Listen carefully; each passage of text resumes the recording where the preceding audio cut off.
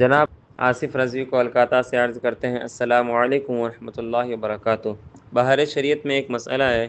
کہ مسلمان کو مسلمان، کافر کو کافر جاننا ضروریات دین سے ہے، اگرچہ کسی خاص شخص کی نسبت یہ یقین نہیں کیا جا سکتا کہ اس کا خاتمہ ایمان یا معاذ اللہ کفر پر ہوا،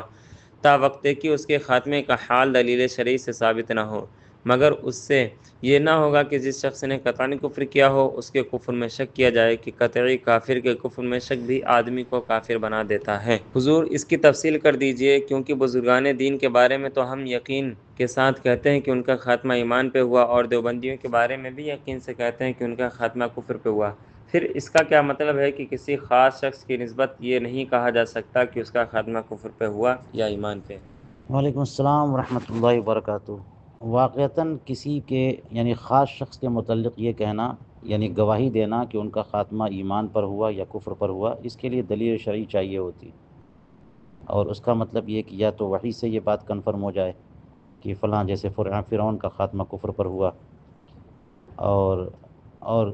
کسی کے بارے میں دلیل شرعی سے پتہ ہو کہ ان کا خاتمہ ایمان پر ہوا، یا پھر یہ کہ سامنے بندے نے دیکھا ہو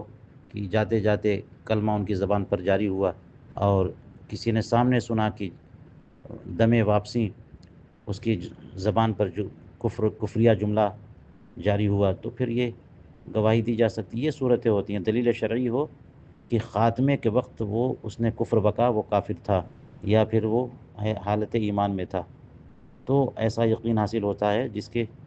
اوپر گواہی دی جا سکتی ہے۔ اور رہی وہ بات کہ ہم جو ہے اولیاء کرام اور بزرگوں کے تعلق سے یقین کرتے ہیں، تو یہ یقین کرنا بھی چاہیے، اور یہ حسن ظن کی وجہ سے ہوتا ہے، اور زبان خلق نقار خدا جس کی سارے لوگ تعریف کرتے ہیں وہ بھی ایک طرح سے دلیل کی حیثیت رکھتی ہے، اس وجہ سے ان کے بارے میں یہ حسن ظن رکھنا کہ سب اہل اللہ ہیں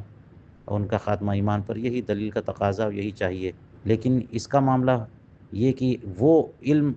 جو خاتمے کے وقت یعنی ان کی روح نکلتے کے وقت بندہ وہاں موجود اور خود مشاہدہ کرے یا اپنی آنکھوں سے دیکھے یا اپنے کان سے سنے، یہ کسی خاص کے بارے میں ہو تو کہا جا سکتا ہے، اور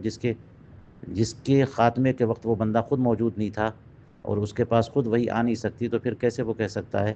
یعنی وہ یقینی جملہ جس پر گواہی دے سکے۔ یہ معاملات حسن ظن کے ہوتے ہیں اور حسن ظن ہی پر رکھنا چاہیے۔ واللہ تعالی عالم بالصواب۔